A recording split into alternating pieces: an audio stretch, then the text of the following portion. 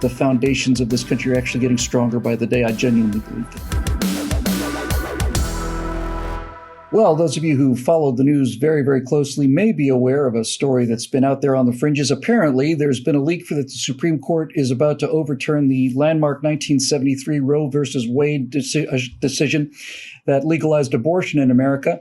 And number one, I never thought I would see the day when they suddenly just dropped out of the sky. But more importantly, I had always believed, and I still believe, that Roe versus Wade for the left was the hill that they would die on, in the same way that confiscating guns would be the hill that the right would die on. And I have to tell you, despite the violent outbursts and the protests at the houses of the conservative justices, I am shocked at how little impact this seems to be having. Hi, everybody. I'm Bill Whittle here with Steve Green and Scott Ott. And our question for today is, has the country become that much more conservative than it was in 1973? And I lived through 1973. I saw Maude on TV.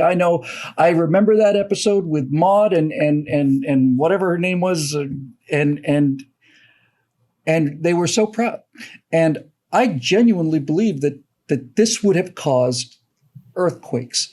But those earthquakes aren't happening. As a matter of fact, Steve, a poll taken shortly after the story was leaked showed that Republicans were actually up slightly.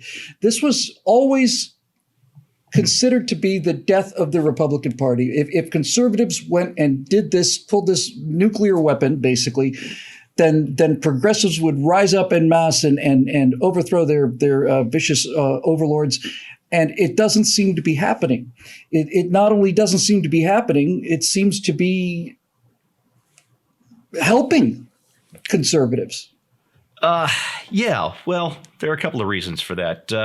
One, the whole safe, legal, and rare thing got thrown out the window as soon as touching Roe versus Wade. No, we can't even do that. We have to legalize abortion up until the moment of birth, or even past the moment of birth. And that's not something that normal people, even people who would consider themselves moderately pro-choice, can support. But because leftism has no inherent limiting properties, this is where they find themselves. It's not the hill of Roe versus Wade they want to die on. It's not a pro-abortion position they want to die on. It's infanticide is where that is where they have driven themselves.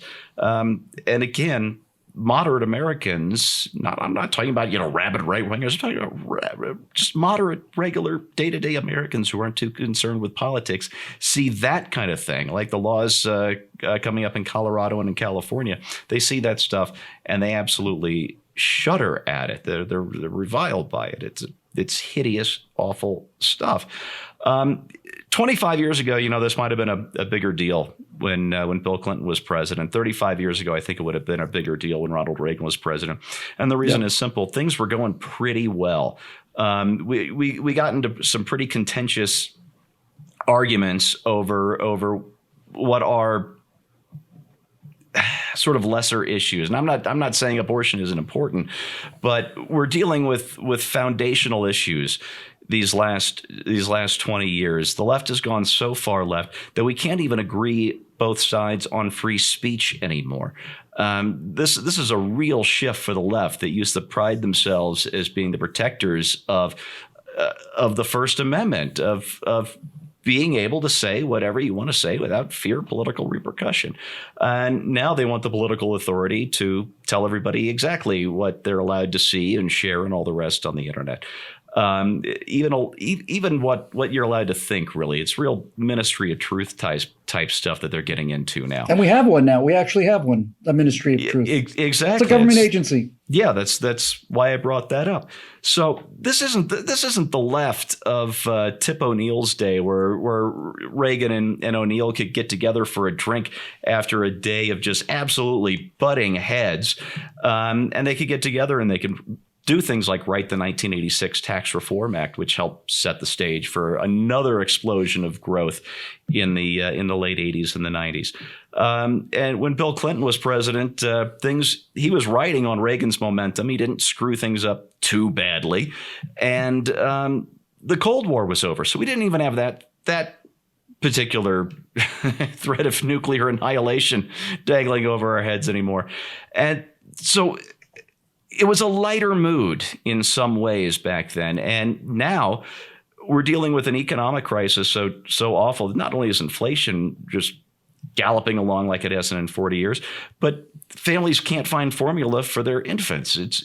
Things are so screwed up now that even though I think demolishing Roe versus Wade was absolutely necessary and a net benefit for the country in a whole host of ways, it is because abortion is not an important issue for most people most of the time, in the sense that it affects them immediately and personally. There are so many issues that do, from the fact that wages are dropping, that you can't get formula, that you can't get parts to repair your car, all of these things. There's just, this can wait, but it can't. And I'm glad. I'm not glad for the leak, but I'm glad we know what's coming down the pike. This is good, to say the least.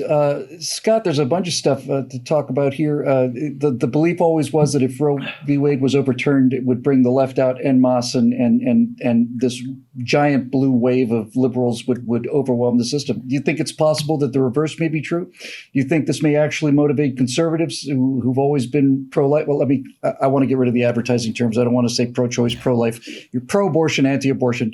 The anti-abortion voters, conservative voters, do you think this will motivate them and bring them out, or do you think that it's just, it doesn't seem to be the seismic event that I had always assumed that it would be? Yeah. I think it's too early to tell right now. First of all, I don't think we even know how the Supreme Court is going to decide this case. We've seen a draft from Sam Alito that is apparently endorsed by a majority of the court, but a lot can happen between now and the day that they announce the decision. So, we'll see where that goes. I also think it's hard to evaluate from early polls exactly what's happening in the electorate. The will of the American people is determined from time to time by people who actually show up and cast ballots. And so while the zeitgeist out there may be a certain feel that you get from the way people think, it won't really matter unless they show up. I do think that there are a lot of what we used to call values voters out there who have essentially given up hope on the Republican Party, because the party would be real mouthy during the election campaign about what they stood for. But when they actually got in office, they did very little of what they stood for. And then they would make excuses for, well, we weren't really in control and we only had, 2 out of the 3 branches of government or whatever. They'd always have an excuse for why they couldn't accomplish it. And now, thanks in large part, by the way, to a guy who is really kind of a turnoff to most people, former Senate Majority Leader Mitch McConnell, and his colleagues who have little by little managed to get people on the court who think that the Constitution should be read like it was written. And so that has resulted in a decision that could come down this way, that could turn over a badly decided case. Now, that doesn't mean it's going to suddenly make abortion illegal everywhere in the country. In fact, there are most states that are controlled by Democrats right now are already making accommodations to that so that they can make sure that they give women the opportunity to abort as many babies as possible in their territories.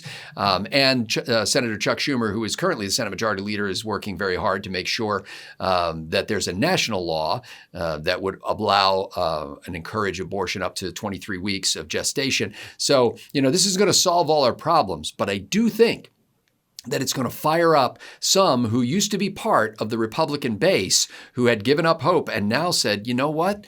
This long game strategy of little by little getting federal court judges and then eventually Supreme Court judges who will rule accurately on constitutional questions may have paid off. And these Republicans who didn't seem to care during any given election cycle may have cared in the long run in the way that mattered.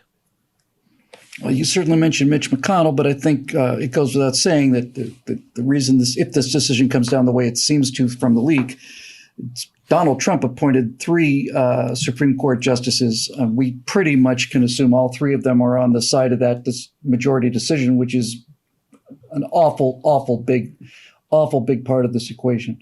That I will say, Bill, by the way, was the reason why I voted for Donald Trump's reelection. Well, then you got your money's worth. The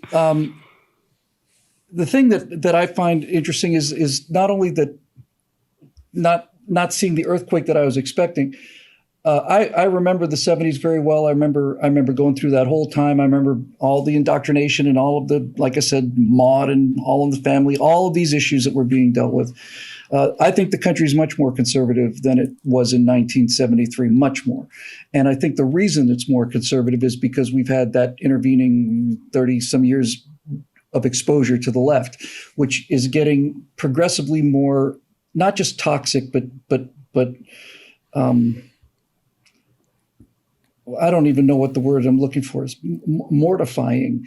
You know, the no matter your opinion on abortion, it was assumed among civilized people that if you were pro-abortion, this was a extraordinarily traumatic and regrettable decision, never something that you would be celebrating. As on our backstage show, which we'll make available to our members here at BillWhittle.com, I said, I think dropping the atomic bomb was the right thing to do. I think it saved a lot of lives, but I'm not happy that we dropped the atomic bomb. I don't go around jumping around celebrating it and go woohoo. But this is what the left has become now. Their definition of a woman has been, you must not only be accepting of abortion rights, you must be enthusiastically accepting of your constitutional right to an abortion. Folks, when we get to the point where Satanists openly say we're going to ask for a religious exemption so that we can have abortions on First Amendment religious grounds, you know that the fabric of virtue that this country was founded on is in very, very, very serious danger. To those people, I say, you know, why go to a Planned Parenthood clinic? Why not just throw the children into the fire like the Carthaginians did? If you want to make Morlock happy or Baal or anybody else, you know, if it's really your religion, cut to the chase. It's an extraordinarily important issue, and it is to me another major milestone in the progression of what I've seen, and that is that the more people get exposed to the left and the further off into left field that the left goes, the more conservative the country becomes. All of a sudden, it seems like there's now tens or 20, 30, 40, 50 million brand new biologists out there who can suddenly tell the difference between a man and a woman. So some universities cranking out some degrees pretty quickly. And this is kind of where I'm going with this. When you get down to the brass tacks of what the left believes, you come into this conflict between, okay, you've got the serious issue on the table, and now all of this stuff like pregnant man emojis and transgendered athletes and all. Now all of a sudden, reality has interceded, and we are now down to X and Y chromosomes and the fundamental biological functions and who gets to say what. And I think this is a monumental deal. In my Moving Back to America this week, I talk about the leak and all that other aspect of it.